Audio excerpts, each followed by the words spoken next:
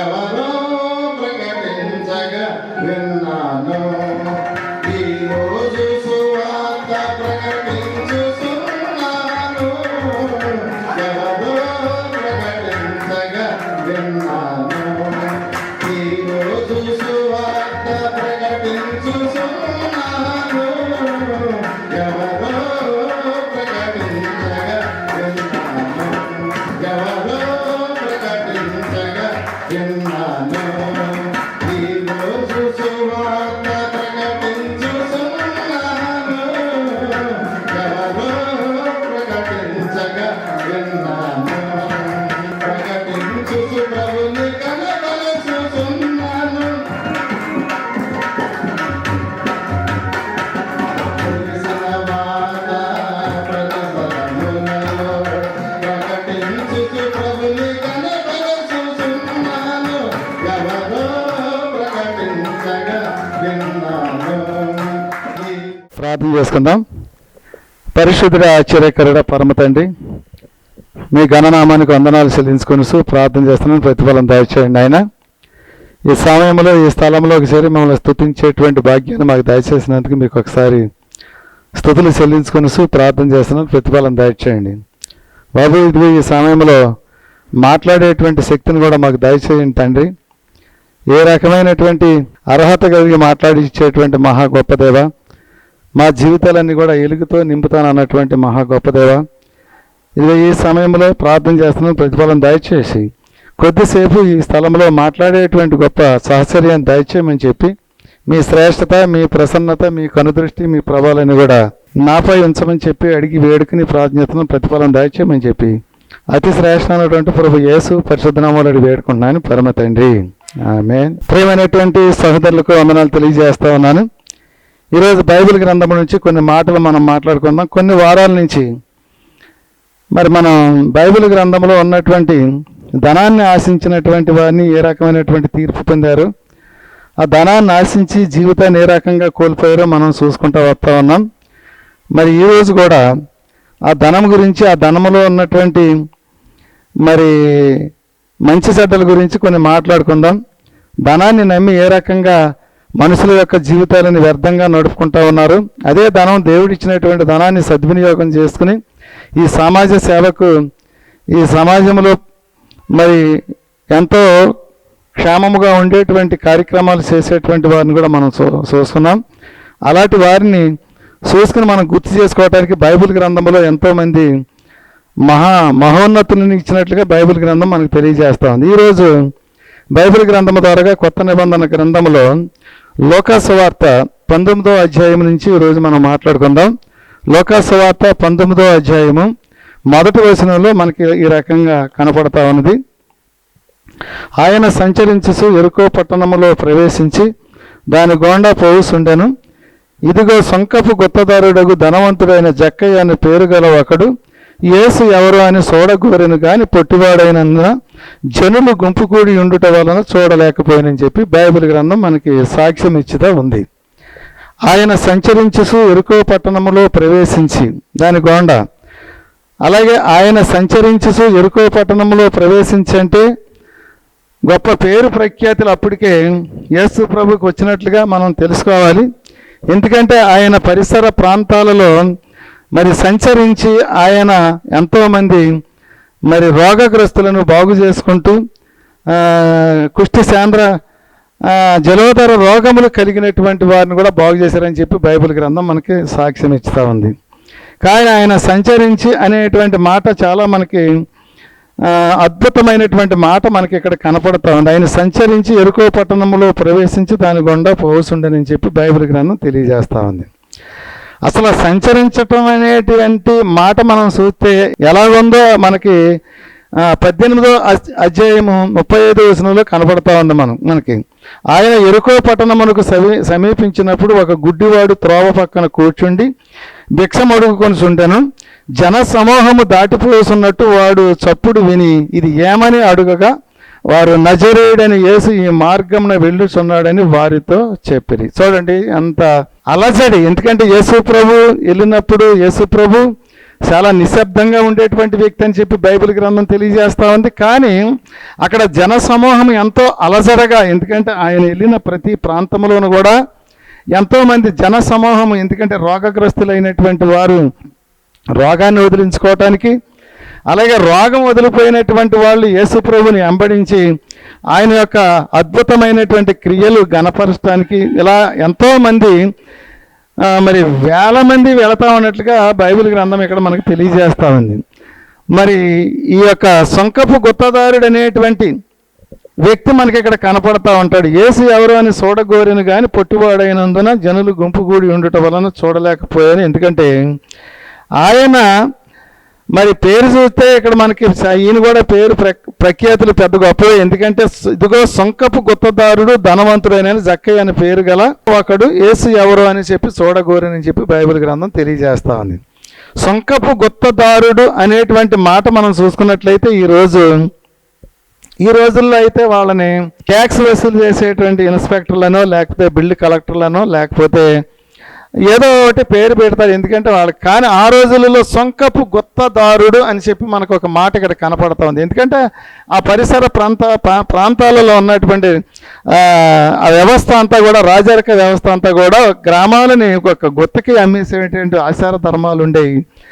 ఎందుకంటే ధనవంతులైనటువంటి వాళ్ళు మాత్రమే అది తీసుకోవాలి. ఎందుకంటే ఆ సొంకపు గుత్త అనేటువంటి మాట ఏంటంటే గుత్తగా ఒకేసారి కండగొత్తగా లేకపోతే గుత్తగా అనేటువంటి మాటలు మనకు కనపడతా ఉంటాయి.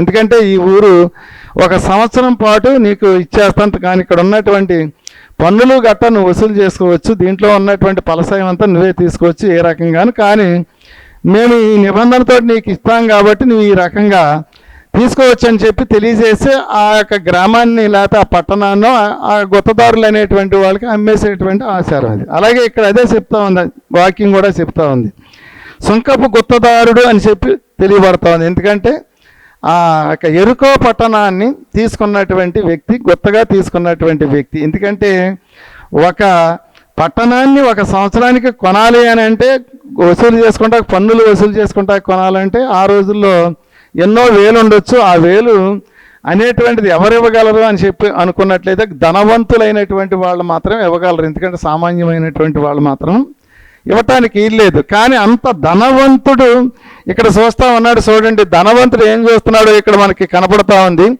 ధనవంతుడు అనేటువంటి వాడు యేసు ఎవరు అని చెప్పి చూడగోరని చెప్పి బైబిల్ గ్రంథం తెలియజేస్తూ ఉంది. ఎందుకంటే యేసు ప్రభు మరి ఆయన ఏమీ లేనటువంటి నిరుపేద కలిగినటువంటి వాడు, ఆయన ఏమీ లేనటువంటి వాడు. ఆ ఏమీ లేనటువంటి స్థితి నుంచి ఎంతోమందిని రోగగ్రస్తులను బాగు చేస్తూ ఉన్నాడు. ధనవంతులకు వాక్యాన్ని బోధించి ధనములో ఉన్నటువంటి దుర్వ్యవస్థ గురించి తెలియజేస్తా ఉన్నాడు.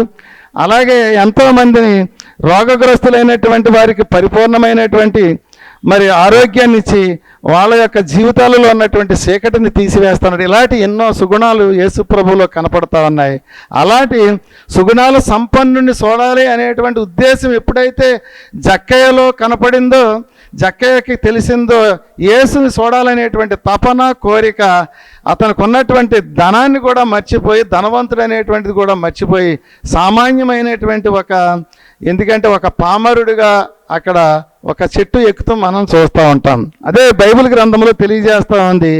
మరి 3వ వచనంలో తెలియజేస్తూ ఉంది, యేసు ఎవరు అని చూడగోరును గాని పొట్టువాడైనందున జనులు గుంపు కూడి ఉండుట వలన చూడలేకపోయాను. అప్పుడు యేసు ఆ త్రోవన రానై ఉండెను గనుక అతడు ముందుగా పరిగెత్తి ఆయనను చూచుటకు ఒక మేడి చెట్టు ఎక్కాను అని చెప్పి బైబిల్ గ్రంథం తెలియజేస్తా ఉంది. జక్కయ్య శాపగ్రస్తమైనటువంటి మేడి చెట్టు. ఈ మేడి చెట్టుకి శాపగ్రస్తమైనటువంటిది, ఎందుకంటే దాని పండ్లు ఎవరికి తినడానికి ఉపయోగపడవు. అలాగే పాపి అయినటువంటి జక్కయ్య శాపగ్రస్తమైనటువంటి మేడి చెట్టు ఎక్కాడు. పాపి శాపము ఏకమైనవి అంటే దాన్ని చూడక్కర్లేదు. కానీ అక్కడికి వచ్చేటప్పటికి 5వ వచనంలో కనపడతా ఉంది. చూడండి, యేసు ఆ చోటకి వచ్చినప్పుడు కన్నులు ఎత్తి చూసి, జక్కయ్య త్వరగా దిగుము, నేను నీ ఎంత నొండవలసి ఉన్నదని అతనితో చెప్పగా. చూడండి ఎంత మాట చెప్పాడు. చూడండి, పాపులైనటువంటి వారు ఎంత ప్రవేశించేటువంటి ఒక శక్తి సంపన్నుడు ఎవరు అని అంటే యేసు ప్రభువే. ఎందుకంటే పాపాన్ని కూడా క్షమించగలిగినటువంటి వ్యక్తి, పాపం చేసినటువంటి వాళ్ళని పాపం నుంచి విడుదల ఇవ్వగలిగినటువంటి వ్యక్తి యేసు ప్రభు అని చెప్పి బైబిల్ సాక్ష్యం ఇస్తా ఉన్నది. దాన్ని మనం చూసుకోవాలి అంటే అసలు ఇక్కడ ఏం కనపడతా ఉందో మనకు ఒక్కసారి ఆలోచన చేద్దాం. ఏం కనపడతా ఉందో, ఏం చెప్తా ఉందో. యోహాను సువార్త 1వ అధ్యాయము 48వ వచనంలో మనకు ఒక మాట మనకి కనపడతా ఉంటుంది. 48వ వచనంలో ఈ రకంగా రాయబడి ఉన్నది. నన్ను నీవు ఎలాగూ ఎరుగుదు అని నతనీయేలు ఆయనను అడుగగా, యేసు పిలుపు నిన్ను పిలువక మునిపే నీవు అంజూరపు చెట్టు క్రింద ఉన్నప్పుడే నిన్ను చూసితినని అతనితో చెప్పాను. చూడండి, ఆ యేసు మరి ఆ త్రోవని వెళ్ళినప్పుడు ఎవరిని కనుగొన్నాడు అంటే జక్కయ్యని కనుగొన్నాడు. జక్కయ్య చెట్టు మీద ఉన్నటువంటి చెట్టు చెప్పి ఎక్కలేదు. జక్కయ్య యేసుని చూడటానికి ఎక్కాడు. కానీ యేసు ప్రభు ఆ త్రోవకు వచ్చినప్పుడు యేసు ప్రభు చెట్టు పైకి చూసి జక్కయ్య దిగమన్నాడు. అలాగే ఇక్కడ చూసినట్లయితే మరి పిలుపు అనేటువంటి వ్యక్తి అడుగుతా ఉన్నాడు, నన్ను నీవు ఎలాగూ ఎరుగుదు అని నతనీయేలు ఆయనను అడుగగా, పిలుపు నిన్ను పిలువక మునిపే నీవు అంజూరపు చెట్టు క్రింద ఉన్నప్పుడే నిన్ను చూసితినని అతనితో చెప్పాను. చూడండి ఇక్కడ, ఎందుకంటే యేసు ప్రభుకి ఎరగనటువంటిది ఏమీ లేదు, యేసు ప్రభు చూడనటువంటిది ఏమీ లేదు, యేసు ప్రభు అన్నీ చూడగలిగినటువంటి స్థితిమంతుడు అని చెప్పి ఇక్కడ బైబిల్ గ్రంథం తెలియజేస్తా ఉంది. అంజూరపు చెట్టు దారి పక్కన లేదు, అంజూరపు చెట్టు యేసు దగ్గర లేదు. ఎక్కడో ఉన్న అంజూరపు చెట్టు కింద ఉండి చూడగలిగినటువంటి ఒక శక్తి సంపన్నుడైనటువంటి యేసు ప్రభుకి మరి మేడి చెట్టు ఎక్కినటువంటి జక్కయ్య పెద్ద సమస్య ఏం కాదు. అక్కడ మేడి చెట్టు మీద ఉన్నటువంటి జక్కయ్యని దిగమన్నట్లుగా బైబిల్ గ్రంథం మనకి సాక్ష్యం ఇస్తూ ఉంది. ఇంకొక మాట మనం చూసుకుందాం బైబిల్ గ్రంథం నుంచి. ఇదే అధ్యాయములో, ఇదే గ్రంథములో 2వ అధ్యాయము 2:24 వచనం మనం చూసుకుని ఈ కార్యక్రమం ముందుకు సాగుదాం. 2:24, 2వ అధ్యాయం 24. అయితే యేసు అందరినీ ఎరిగిన వాడు గనుక ఆయన తన్ను వారి వశము చేసుకొనలేదు, ఆయన మనుషుల ఆంతర్యము ఎరిగిన వాడు గనుక. ఇక్కడ ఈ 24వ వచనం కనపడతా ఉంది. ఆ యేసు అందరినీ ఎరిగిన వాడు గనుక ఆయన తన్ను వారు వశము చేసుకొనలేదంటే ఎవరు వారు అంటే మనకి ఇక్కడ చాలా అర్థవంతమైనటువంటి మాట ఒకటి మనకు కనపడతా ఉంది. ఎవరు అంటే శాస్త్రులు పరిశీలైనటువంటి వర్గాన్ని ఎప్పుడు కూడా రమ్మని పిలవలేదు. వాళ్ళు వచ్చేటువంటి వాళ్ళు కూడా కాదు. ఎందుకంటే ధనయామోహంలోను ధనమే నిజమైనటువంటి రక్షణ తెలుసుకున్నటువంటి వాళ్ళు కాబట్టి వాళ్ళు ఎప్పుడు కూడా రమ్మని అడగలేదు. వారు వచ్చేటువంటి స్థితిలో కూడా లేరు. అందు గురించి ఎప్పుడు కూడా మరి వారిని కేకలేదు. 25వ వచనం కనపడింది. కనుక ఎవడును మనుషుని గూర్చి ఆయనకు సాక్ష్యం ఇవ్వనక్కర్లేదు. మనల్ని గూర్చి యేసు ప్రభుకి ఎవరు సాక్ష్యం ఇవ్వనక్కర్లేదు. ఎందుకంటే మంచివాడు చెడ్డవాడు లేకపోతే ఏమిటి అసలు పరిస్థితి అని చెప్పి ఆలోచన చేసేటువంటి పని ఏమీ అక్కర్లేదండి. యేసు ప్రభువుకి మన ఆంతర్యాన్ని తెలిసేటువంటి ఒక గొప్ప శక్తి సంపన్నుడు అని చెప్పి ఇక్కడ బైబిల్ గ్రంథం మనకి సాక్ష్యం ఇస్తా ఉన్నది. అలాగే 1వ అధ్యాయం యోహాను సువార్త 1వ అధ్యాయము 14వ వచనం కనపడతా ఉంది. ఆ వాక్యమే శరీరధారి కృపాసత్య సంపూర్ణుడిగా మనుషుల మధ్య నివసించను, తండ్రి వలన కలిగిన అద్వితీయ కుమారుని మహిమ వలె మనము ఆయన మహిమను కనుగొంటాం. ఇప్పుడు మనం ఆయన మహిమను కనుగొన్నాం. ఆయన మహిమను కనుగొన్నటువంటి మన స్థితి ఎలాగ ఉండాలి, మన బ్రతుకు ఎలాగ ఉండాలి, మన బ్రతుకు ఏ రకంగా ఉండాలో వాక్యం తెలియజేస్తా ఉంది. ఎందుకంటే ఆయన గొప్ప వ్యక్తి అయ్యుండి కూడా ఆ వాక్యమే శరీరధారి అయ్యి కృపాసత్య సంపూర్ణుడిగా మన మధ్య నివసించింది. ఎందుకంటే ఒక సత్యమే మన మధ్య నివసించింది. ఆ సత్యాన్ని తెలుసుకున్నటువంటి వాళ్ళు మనం మారగలమా, మనం మారుతున్నామా? ఎందుకంటే ఒక వ్యక్తి ఒక సూచక క్రియ చూశాడు, మారిపోయాడు. ఒక వ్యక్తి ఒక సూచక క్రియ చూసి మారినప్పుడు మనం అసలు యేసు ప్రభువే మన రక్షకుడిని అంగీకరించి మనం ఎందుకు మారలేకపోతా ఉన్నాం, మన బ్రతికి ఎందుకు మారతలేదు? మనం ఒకసారి మనల్ని మనం ఆలోచన చేసుకుందాం. చూడండి, ఇక్కడ 2వ అధ్యాయములో 18వ వచనం కనపడతా ఉంది. చూడండి, కాబట్టి యూదులు నీవు ఈ కార్యములు చేస్తున్నావే, ఏ సూచక క్రియ మాకు చూపెదవని ఆయనను అడుగగా, యేసు ఈ దేవాలయమును పడగొట్టి 3 దినములలో నేను లేపుదనని వారితో చెప్పాను. ఈ మాట చాలా బాగుంది. ఎందుకంటే యూదులు అడుగుతామన్నారు. ఎందుకంటే ఇలాంటి మహోన్నతమైనటువంటి కార్యాలు చేస్తున్నామని అంటున్నారు అందరూ. నువ్వు అసలు మా దగ్గర ఏ కార్యం చేస్తావంటే మీ దగ్గర చేసేటువంటి కార్యాలు చాలా అని, ఇంకా ఎదర చేయవలసినటువంటి పని చాలా ఉంది. కానీ దేవాలయాన్ని పడగొట్టే, భౌతికమైనటువంటి దేవాలయాన్ని మీరు పడగొడితే నేను 3 దినాల్లో లేపుతాను. కానీ ఇక్కడ బైబిల్ గ్రంథములో యేసు ఈ దేవాలయమును పడగొట్టుడి 3 దినములలో నన్ను పడగొట్టండి, మీరు పడగొట్టినప్పుడు మీకు చూపెడతాను. ఎందుకంటే ఇప్పుడు చూపించినా మీకు మరి కళ్ళు ఉన్నటువంటి కబోజులు మీరు మనసు ఉండి కూడా అంగీకరించరు. ఎందుకంటే మీకు హృదయం అనేటువంటి నేత్రము లేదు. ఎందుకంటే చీకటిలో సంచరించేటువంటి వారు మీరు కాబట్టి ఈ దేవాలయాన్ని పడగొట్టండి, మీకు 3 దినాల్లో లేపు చూపెడతాడు. దాన్నే సాకుగా తీసుకుని ఆయన శిలువ మోహని ఎక్కించినటువంటి సమాజాన్ని కూడా మనం చూస్తూ ఉన్నాం. చూడండి, అదే అధ్యాయంలో 10వ వచనం కనపడతా ఉంది. ప్రతివాడును మొదట మంచి ద్రాక్ష రసము పోసి జనులు మత్తుగా ఉన్నప్పుడు జబ్బు రసము పోయేను, నీవైతే ఇది వరకు మంచి ద్రాక్ష రసమును ఉంచుకొని ఉన్నావని అతనితో చెప్పాను. చూడండి, ఇక్కడ కానాను విందులో చేసినటువంటి అద్భుతమైనటువంటి క్రియ, అసలు ఎవరు చేయలేనటువంటి క్రియ ఇది. ఎందుకంటే నీళ్ళని రసముగా మార్చేటువంటి శక్తి ఎవరికి ఉంది అంటే అది యేసు ప్రభువుకే ఉంది. నీళ్ళని రసముగా మార్చేటువంటి శక్తి ఎవరికి ఉంది అని మనం కనుగొనాలన్నా కానీ మన జీవితంలో ఎవరైనా కనుగొనలేము. కానీ యేసు ప్రభు యొక్క గొప్ప మహత్తరమైనటువంటి కార్యక్రమం సూచక క్రియ, అలాగే సంచలమైనటువంటి మనస్సు కలిగినటువంటి వాడిని కూడా మార్చగలిగినటువంటి శక్తి బైబిల్ గ్రంథంలో యేసు ప్రభువును మనం చూస్తూ ఉన్నాము. చూడండి, ఇక్కడ ఆయన చేసినటువంటి కానాను విందులో చేసినటువంటి క్రియ అనేటువంటిది అశాశ్వతమైనటువంటిది కాదు, శాశ్వతమైనటువంటి క్రియ. ఆయనలో ఉన్నటువంటి గొప్పదనాన్ని మనం చూడగలుగుతా ఉన్నాం. చూడండి ప్రియమైనటువంటి సహోదరులారా, ఇంత అద్భుతమైనటువంటి బైబిల్ గ్రంథాన్ని మనం చేత్తో పట్టుకుని మన యొక్క జీవితాన్ని ఏ రకంగా ముందుకు సాగించుకుంటున్నామో మనం ఒకసారి ఆలోచన చేసుకోవాలి.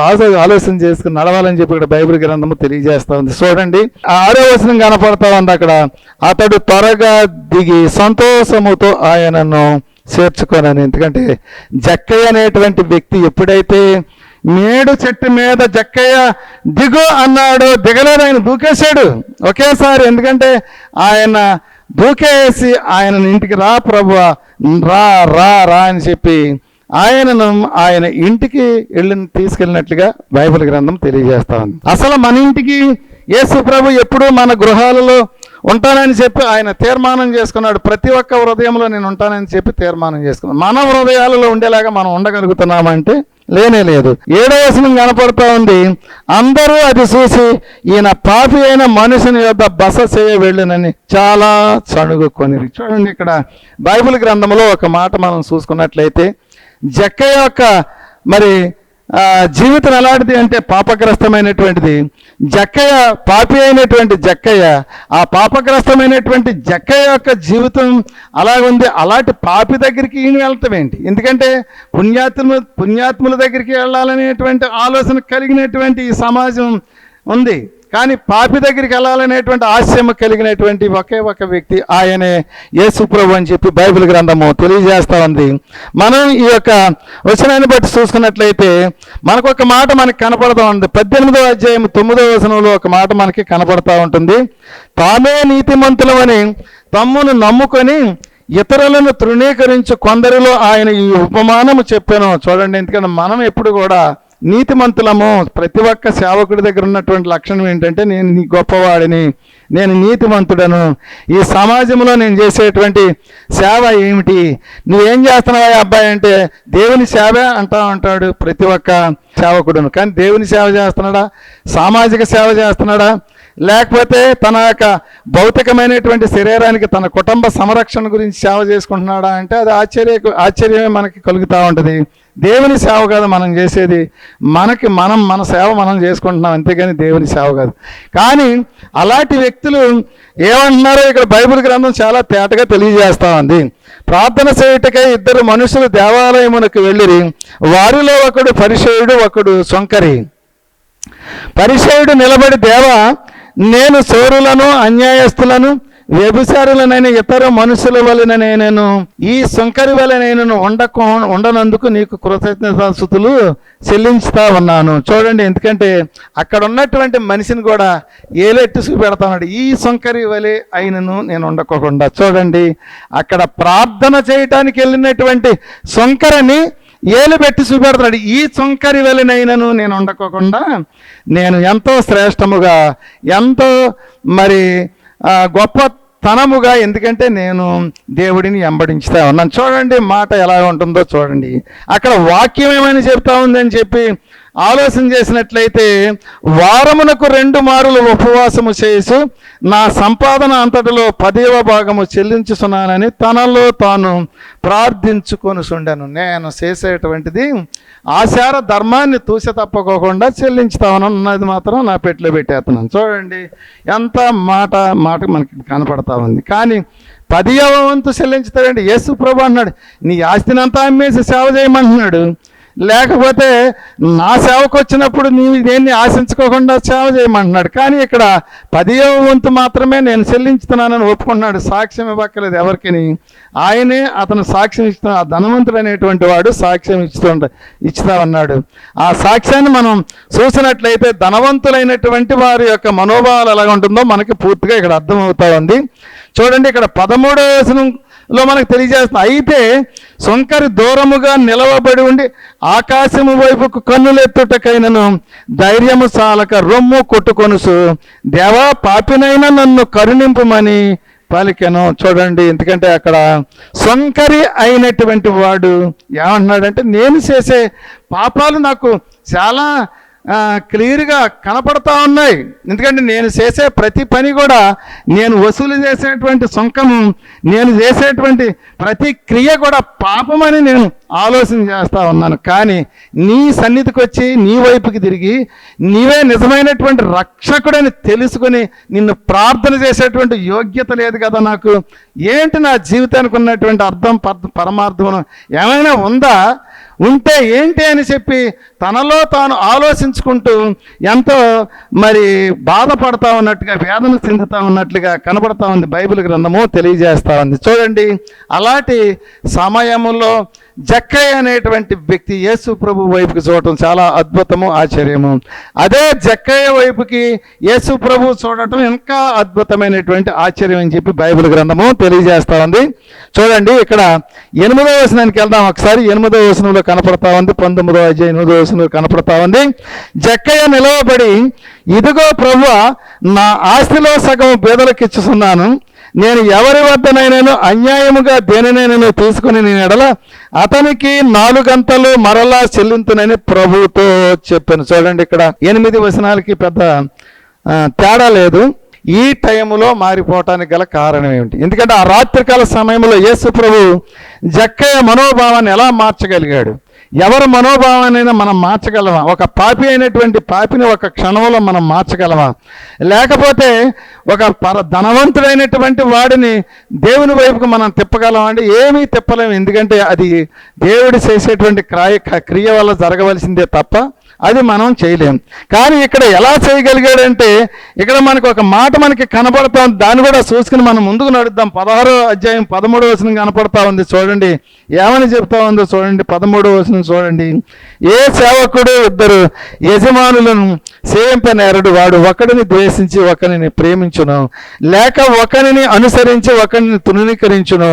మీరు దేవునిని సిరిని సేవింపనేరని చెప్పాను. యేసు ప్రభు చెప్పాడు. ఎందుకంటే ఇది పరిస్థితి. ఎందుకంటే దేవుడిని మీరు సేవించాలి, లేదా దేవుడిని వెంబడించాలి, దేవుడిని ఆశ్రయించాలి, దేవుడి మార్గాన్ని మీరు నడవాలి అంటే మీకు ఒకే ఒక మార్గం ఉంది. ఎందుకంటే మీరు దేవుడిని సిరిని కూడా మీరు సేవింపవద్దు. మీరు సిరి వైపుకి చూస్తారంటే మీ జీవితం అంతా వ్యర్థము. మీరు అలాగే నా వైపుకి తిరిగి మాత్రమే మీరు చూడండి. ఎందుకంటే నా వైపుకి తిరిగి చూడగలిగినటువంటి వాడు మీరు రండి. యేసు ప్రభు అంటా ఉన్నాడు, అందరినీ పిలవడు ఆయన. ఎందుకు పిలవడు అంటే కొందరిని రమ్మంటాడు. ఎందుకంటే 16వ అధ్యాయం 13వ వచనంలో చెప్పినటువంటి వాక్యాన్ని మనం చూసినట్లయితే ఈ వాక్యం ఎంతో మరి అద్భుతంగా కనపడుద్ది. ఎందుకంటే మనం సిరిని దేవుడిని కూడా వెంబడించలేమని చెప్తుంది. 14వ వచనం తెలియజేస్తా ఉంది. ధనాపేక్ష గల పరిచర్య మాటలన్నీ విని ఆయనను అసహించుకొని ఉండగా ఆయన మీరు మనుషుల ఎదుట నీతిమంతులని అనిపించుకుని వారు కానీ దేవుని హృదయమును ఎరగరు, మనుషులలో ఘనముగా ఎంచబడినది దేవుని దృష్టికి అసహ్యము అని చెప్పి బైబిల్ గ్రంథం తెలియజేస్తూ ఉంది. చూడండి, ఇక్కడ ఈ రకమైనటువంటి మాట మనం యొక్క 16వ అధ్యాయం 13వ వచనం మనం చూస్తూ ఉన్నాం. చూడండి ప్రియమైనటువంటి సహోదరులారా, అక్కడ మరి బైబిల్ గ్రంథము ద్వారాగా ఇక్కడ మనం చూసుకున్న మాట 8వ వచనంలో మనం చూసుకుని జక్కయ్య నిలవబడి, ఇదిగో ప్రభువా, నా ఆస్తిలో సగం పేదలకు ఇస్తున్నాను, నేను ఎవరి వద్దనైనాను అన్యాయముగా దేనినైనా తీసుకుని నేను అతనికి 4 గంటలు మరలా చెల్లింతునని ప్రభువుతో చెప్పాను. ఇక్కడ ఎందుకంటే ఆయన ఇప్పుడు మనం పాపిగా ఎంచుదామా, లేకపోతే ఆయన ఒక మరి మంచివాడిగానే చూద్దామని మనం ఆలోచన చేసినట్లయితే, ఎవరి వద్దనైనాను నేను దేన్నైనా తీసుకున్నట్లయితే 4 గంటలు చెల్లించుతానని చెప్తా ఉన్నాడు. ఎందుకంటే ఎలా చెల్లించగలడు? ఎందుకంటే ₹1 తీసుకుంటే 3 రూపాయలు వేసి ఎలా చెల్లించగలడు అంటే, జక్కయ్యలో ఉన్నటువంటి పరివర్తన కలిగినటువంటి ఒక వ్యక్తి, జక్కయ్య మారగలిగినటువంటి స్థితిమంతుడు, జక్కయ్య అన్యాయస్తుడు కాదని చెప్పి ఇక్కడ వాక్యం సెలవిస్తూ ఉంది. అలాంటి జక్కయ్య నిలవబడి ఆయన నేను చేసినటువంటి తప్పుని ఒప్పుకుంటున్నాను అన్నప్పుడు యేసు ప్రభు అంటా ఉన్నాడు, 9వ వచనంలో అంటా ఉన్నాడు, అందుకు యేసు ఇతడు అబ్రహాము కుమారుడే, ఎందుకనగా నేడు ఈ ఇంటికి రక్షణ వచ్చేనది. మన దగ్గరికి రక్షణ వచ్చిందంటే మన జీవితం మార్పు చెందినట్లే. జక్కయ్య ఎక్కడ కనపడిపోయినప్పుడు కూడా జక్కయ్య ఎంతో మరి పరిచర్య చేసినట్లుగా మనం ఊహించవచ్చు.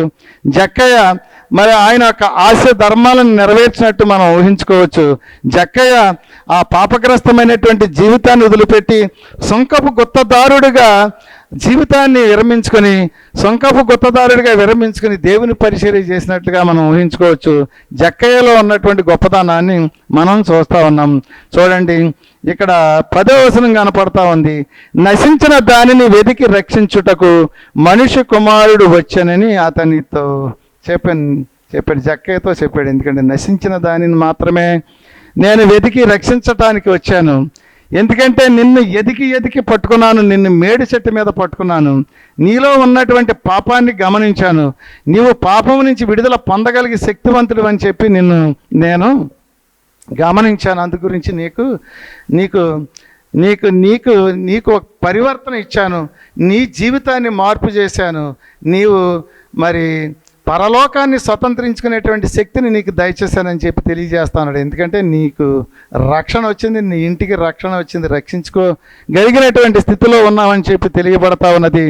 అదే ప్రకారంగా జక్కయ్య యొక్క జీవితం పరిపూర్ణంగా మారింది. కానీ ఎందరో ధనవంతులైనటువంటి వారిని, శాస్త్రులు పరిచయులైనటువంటి వారిని, అలాగే బిలాముని, అలాగే యాకోబుని, అలాగే ఇశ్రాయేలు యోధాని, అలాగే ఆకాని వీళ్ళందరినీ మనం చూసుకుంటా వస్తూ ఉన్నాం.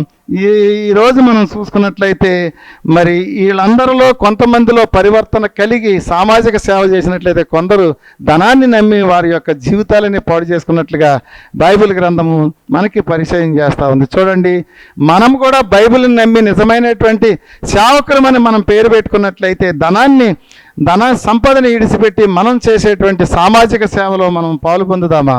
ఎందుకంటే ఈ సామాజిక సేవే నిజమైనటువంటి రక్షణని తెలుసుకుని ఈ సమాజాన్ని ఉద్ధరించేటువంటి శక్తి మనలో ఉందా అని చెప్పి మనం ఆలోచన చేసినట్లయితే, దేవుని యొక్క పరిచర్య చేసేటువంటి బిడ్డలుగా మనం అంగీకరించి దేవుని యొక్క మరి ప్రణాళికలు ముందుకు సాగిద్దాం. ప్రార్థన చేసుకుందాం.